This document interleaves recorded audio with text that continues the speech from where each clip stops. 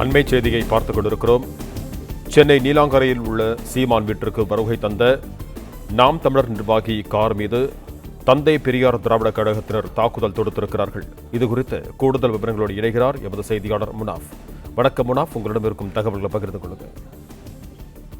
நேற்றைய தினம் நாம் தமிழர் கட்சியின் தலைமை ஒருங்கிணைப்பாளர் சீமான் கடலூர் செய்தியாளர் சந்திப்பில் ஆதாரமற்ற பொய் செய்திகளை தந்தை பெரியார் குறித்து கூறியதாகவும் அவதூறு பரப்பியதாகவும் நாம் தமிழர் கட்சியின் தலைமை ஒருங்கிணைப்பாளர் சீமானிடம் ஆதாரம் கேட்டு தந்தை பெரியார் திராவிட கழகத்தினர் சென்னை நீலாங்கரையில் உள்ள சீமானினுடைய வீட்டிற்கு முற்றுகை போராட்டத்தில் ஈடுபட்டனர். அது மட்டுமல்லாமல் ஆதாரம் திரட்டுவதற்காக இந்த பகுதியில் குவிந்திருக்கிறார்கள். இந்த நிலையில நீலாங்கரையிலிருந்து, அதாவது திருவான்மையூரிலிருந்து நீலாங்கரைக்கு, அதாவது நாம் தமிழர் கட்சியின் தலைமை ஒருங்கிணைப்பாளர் சீமான் வீட்டிற்கு நாம் தமிழர் கட்சி கொடி கட்டப்பட்ட கார் ஒன்று வீட்டிற்கு வந்தது.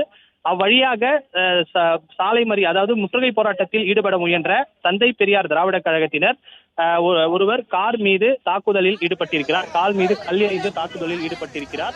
அவர்களை காவல்துறையினர் தற்போது கைது செய்திருக்கிறார்கள். குறிப்பாக நேற்றைய தினம் செய்தியாளர் சந்திப்பில் ஆதாரமற்ற தந்தை பெரியார் குறித்து ஆதாரமற்ற பொய் செய்திகளை கூறியதாகவும் அதற்கான ஆதாரத்தை தங்களிடம் கொடுக்க வேண்டும் என்று நேற்றைய தினம் தந்தை பெரியார் திராவிட கழகத்தினர் கூறியிருந்தனர்.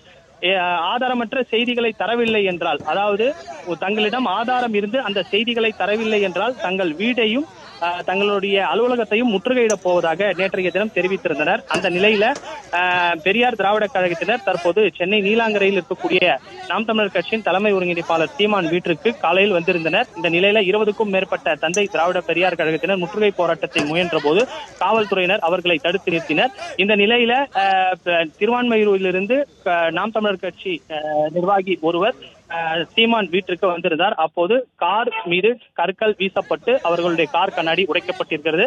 தற்போது அவர்களை காவல்துறையினர் கைது செய்திருக்கிறார்கள்.